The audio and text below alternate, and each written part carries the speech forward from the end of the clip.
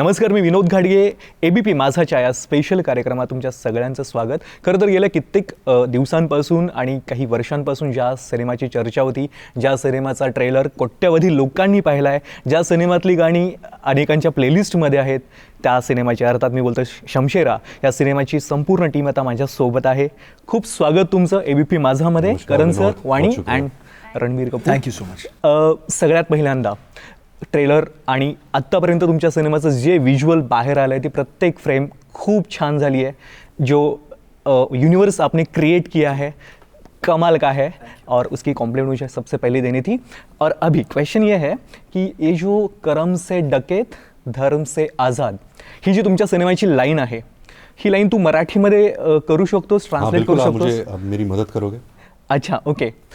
करम से डकेत म्हणजे कर्मानी दरोडेखोर, कर्माणी दरोडेखोर आणि धर्माने स्वतंत्र, आणि धर्माने स्वतंत्र. एक ओवरऑल इम्पैक्ट जो स्क्रिप्ट का होता है लिखने के बाद, उसको अगर एक टैगलाइन में समाप्त करना हो, तो सोच वो थी. तो उसी वजह से आइडियाज सोचते सोचते, शब्दों के साथ खेलते खेलते खेलते खेलते करम से डकैत धर्म से आज़ाद दिमाग में आया, एंड अब वो शमशेरा की टैगलाइन बन गया है. नक्कीच. पण हे युनिवर्स इमॅजिनच करणं हे कल्पनेपलीकडचं आहे. खरं तर ते कसं इमॅजिन केलं होतं, तो इरा कसा साकारला प्रत्यक्षामध्ये? अब इसमें हुआ ये था कि हम जब स्क्रिप्ट लिखना शुरू कर रहे थे, तो ये बहुत ज़रूरी था कि शमशेरा का वर्ल्ड कन्विंसिंग हो, कि आप अगर ये दुनिया नहीं भी देखी है, तो भी आप पिक्चर देखते वक्त ये विश्वास कर लें कि आपने ये दुनिया कहीं रही होगी.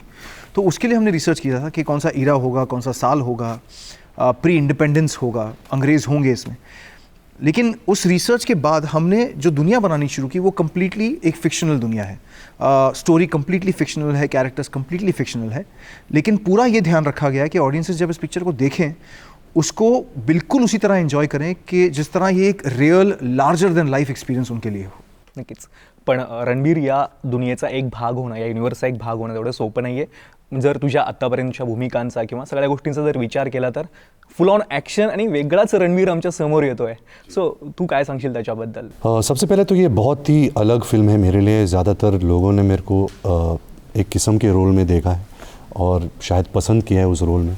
तो मेरे लिए भी एक बहुत बड़ा चैलेंज था कि मैं इस किरदार को, एक्चुअली दो किरदार को बड़े अलग तरीके से प्रस्तुत करूं.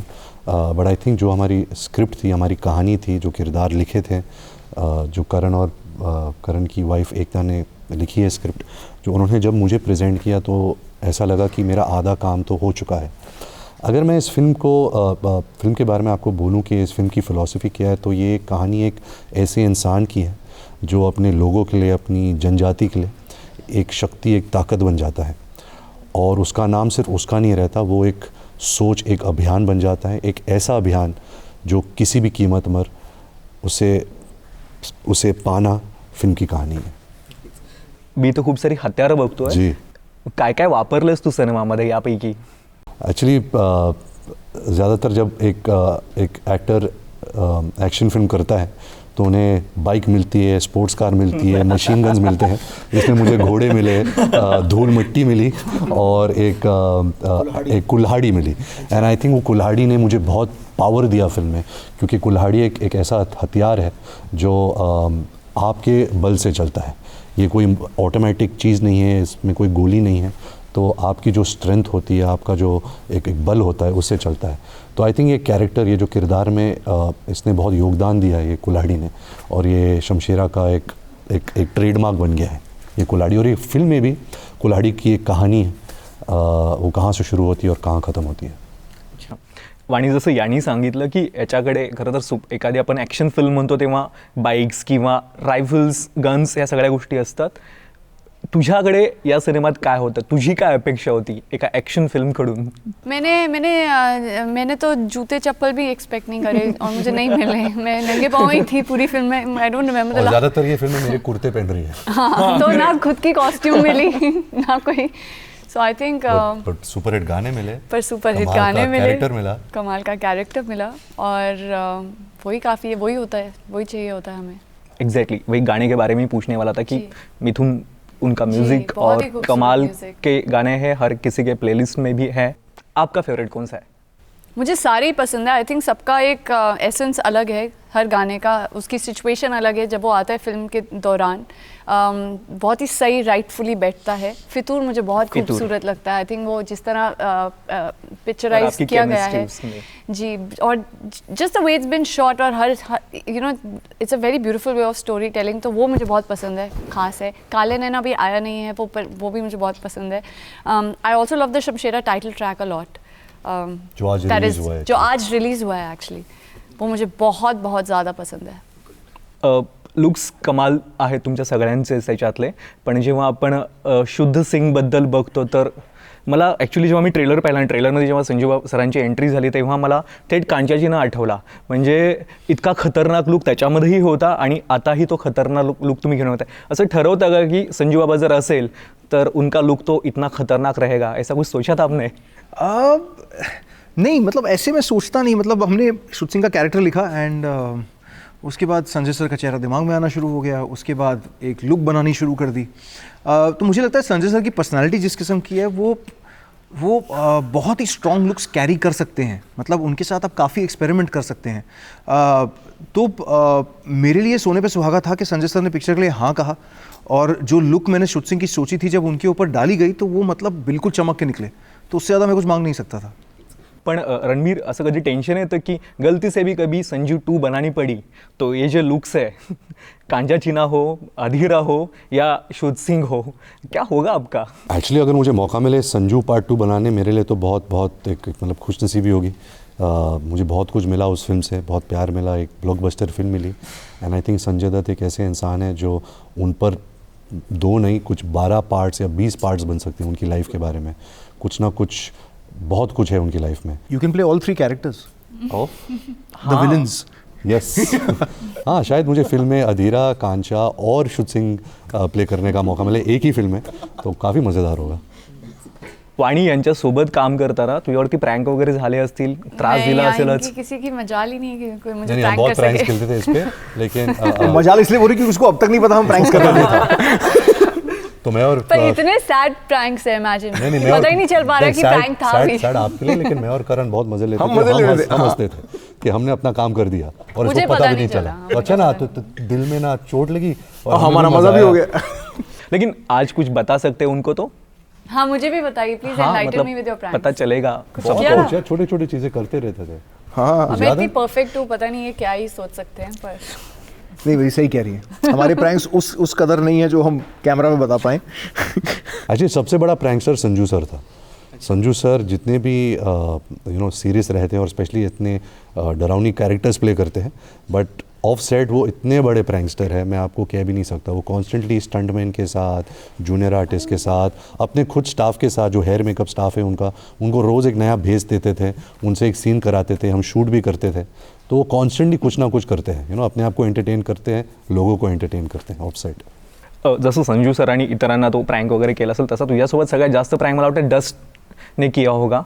काय झालं, काय किस्से आहेत? डस्ट ने मेरी हालत ख़राब कर दी। इस पूरे फिल्म के दौरान 150 दिन जो हमने शूट की, उससे 150 दिन और लगे मुझे नहाने में, क्योंकि अभी भी मुझे ऐसा महसूस होता है कि कहीं ना कहीं डस्ट छुपा हुआ है, करण मल्होत्रा का डस्ट।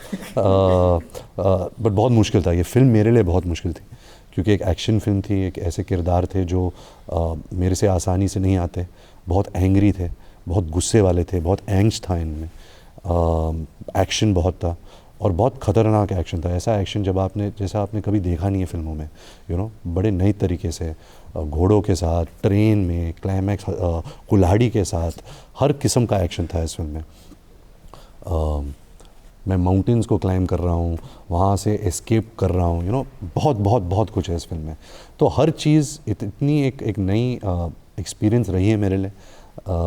लेकिन जब भी मैं घर जाता था रात को शूट के बाद, मेरी हालत इतनी ख़राब होती थी कि ना मैं किसके साथ बात करना चाहता था, कुछ नहीं करना चाहता था, सिर्फ अपने आप में रहना चाहता था और ख़ुद को तसल्ली देना चाहता था कि नहीं, ये ठीक है, भगवान आपकी अग्नि परीक्षा ले रहा है, बट करते जाओ, लगे रहो, कुछ ना कुछ होगा। ओके, पण स्टोरी लेवललाच हे डिसाइड होतं की डबल रोल रणबीरच करणार? नहीं, ये डिसीजन मेरा था ही नहीं। ये आइडिया रणबीर का था। जब हमने स्क्रिप्ट पूरी लिख के ऑफ़र की रणबीर को, तो रणबीर ने खुद अपने आप को ऑफ़र किया शमशेरा का रोल भी करने के लिए, और फिर उसके बाद सिलसिला शुरू हुआ लुक टेस्ट का, ये ताकि हम सब कन्विंस हो सकें इंक्लूडिंग रणबीर एंड मी कि रणबीर को कास्ट करना शमशेरा के रोल के लिए परफेक्ट होगा और फिल्म के लिए बेहतर होगा, जो प्रूव हुआ मेरे ख्याल से. नक्कीच. पण डबल रोल जेव्हा ॲक्सेप्ट केला म्हणजे यांनी की सांगितलं ठीक आहे तू डबल रोल कर, डबल पे घेतलास का मग? नहीं बिल्कुल नहीं. कुछ डबल पे मिला नहीं. और मतलब स्पीकिंग अबाउट इट सीरियसली, मेरा कभी इंटेंशन था नहीं कि मुझे फिल्मों में काम करना है पैसों के लिए. जितना मैं उम्र में बड़ा हो रहा हूँ उतने मेरी मटेरियल ग्रीड्स कम हो रही है. तो पैसे के लिए नहीं, बट ग्रीड तो यही थी कि एक फिल्म में 2 किरदार निभाने का, और 2 कमाल किरदार निभाने का. बाप बेटे का किरदार है, लेकिन दोनों एक दूसरे से बहुत अलग है अपनी सोच में, जहन में, अपनी रूह में, अपनी पर्सनैलिटीज़ में. तो बहुत मज़ा आया 2 किरदार, अलग अलग किरदार एक ही फिल्म में निभाने का. रणबीर, शेवटचा प्रश्न. खरं तर कुठलाही प्रोजेक्ट, कोणतीही फिल्म लाईक अ बेबी, म्हणजे आपलं एक चाइल्ड असतं ते, आणि या गोष्टी ही गोष्ट तू दोन्ही लाईफमध्ये आता म्हणजे एक्सपिरियन्स करतोयस. काय सांगशील त्याच्याबद्दल? कारण 22 जुलैला हा सिनेमा आमच्या भेटीला येतोय. आई थिंक ये मेरा काम है. मैं बहुत मेहनत से काम करता हूँ, मैं दिलो जान से काम करता हूँ, लेकिन जो पर्सनल लाइफ एक पर्सनल लाइफ होती है उसका अनुभव, उसका एक्सपीरियंस अभी तक हुआ नहीं है मुझे. बहुत जल्द होगा. लेकिन आई थिंक वो एक ऐसा किरदार है वो जो कोई फिल्म उसके मुकाबले में नहीं आ सकती. वो आपका सबसे बड़ा किरदार होता है. जिस तरीके से मैं निभाने वाला हूँ वो मुझे खुद पता नहीं है, बट यही प्रार्थना करता हूँ, यही रोज़ सोचता हूँ, मैं अपने आप से बातें करता हूँ कि मैं अपना वक्त मैं खुद को पूरी तरह दे पाऊँ. And I hope I can do it. Thank you so much आणि खूप साऱ्या शुभेच्छा तुम्हाला या सिनेमासाठी आणि पुढच्या प्रवासासाठी. धन्यवाद. थँक्यू. एबीपी माझा, उघडा डोळे बघा नीट.